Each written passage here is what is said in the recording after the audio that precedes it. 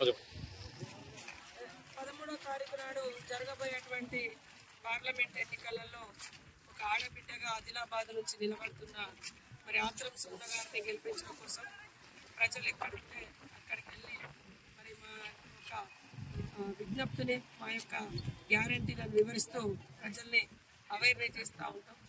అక్కడక్కడ బీజేపీ వాళ్ళు బీఆర్ఎస్ వాళ్ళు తట్టుకోలేక మరి నిన్నటిదాకా వాళ్ళే అధికారాలలో ఉన్నారు కానీ ప్రజల సమస్యలను పెండింగ్ పెట్టి పరిష్కరించకుండా ఈరోజు కేసీఆర్ బయటికి రాగానే అన్ని సమస్యలు ఉన్నట్టుగా మాట్లాడుతూ ఉన్నారు.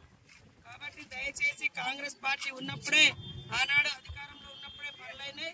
ఈ రోజు కూడా ప్రజలకు 100 రోజుల పని కల్పించింది ఆయన, 3 భూముల హక్కులు ఇచ్చింది, ఇందిరమ్మిళ్ళు ఇచ్చి మరి అదే విధంగా రైతు రుణమాఫీ చేసిన ఘనత కూడా ఏకకాలంలో కాంగ్రెస్దే.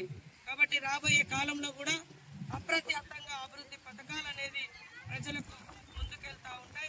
కాబట్టి ఈరోజు మోడీ గారు వచ్చి అన్ని అబద్ధాలు మాట్లాడుతున్నారు. అయ్యా మోడీ గారు, మీరు ఎంతసేపు అయోధ్యలో ఉన్న రాముని గురించి మాట్లాడతారు కానీ అట్టడుగు వర్గాలకు హక్కులను ఇచ్చినటువంటి రాజ్యాంగాన్ని రక్షిస్తామని ఎందుకు చెప్పడం లేదు? రాజ్యాంగం పట్ల ఎందుకు మీకు అంత చిన్న చూపని నేను అడుగుతా ఉన్నా. ఇవాళ కాంగ్రెస్ మీద అక్కస్ పోస్తున్నారు. కనీసం మీరు అగరబత్తి ముట్టించి అగ్గిపెట్టె అయినా ఫ్రీకి ఇచ్చారా? మరి హిందువులకు అగరబత్తి అయినా ఫ్రీకి ఇచ్చిరా? మరి జిఎస్టీ లేకుండా పేదలకు మరి ఉన్న రేటు మీద ఇచ్చిరా? ఫ్రీగా ఏమైనా ఇచ్చిరా? ఏది ఇయ్యలే.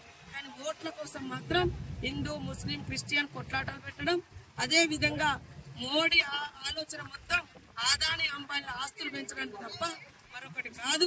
కాబట్టి దయచేసి ప్రతి ఒక్కరూ ఆలోచించాలి. ఈ రాష్ట్రంలో, ఈ దేశంలో ఒక త్యాగాల కుటుంబం, మరి పోరాట యోధుడుగా ప్రజల సమస్యలు తెలిసినటువంటి నాయకుడు, సామాన్యులతో సహవాసం చేసేటువంటి నాయకుడు రాహుల్ గాంధీ గారిని ప్రధానమంత్రి అయితేనే ఈ రాజ్యాంగం రక్షించబడుతుంది, పేదల హక్కులు రక్షించబడతాయి. ఇవాళ ఉపాధి హామీ కూలి కాంగ్రెస్ ఇచ్చింది 2005లో. మరి తర్వాత బీజేపీ ₹1 కూడా పేదల కూలీకి, కష్టానికి రేటు పెంచలేదు. కానీ అన్ని రేట్లు పెంచేసింది. దీన్ని అర్థం చేసుకోవాల్సిందిగా ప్రజలకు విజ్ఞప్తి చేస్తూ చేయి గుర్తుకు ఓటేసి ఆత్రం సుగుణ గారిని మరి 13వ తారీఖు నాడు జరిగేటువంటి ఎన్నికల్లో గెలిపించాలని కోరుకుంటూ అందరికీ నమస్కారాలు, ధన్యవాదాలు. చేయి గుర్తుకు ఓటేయాలని కోరుతాం.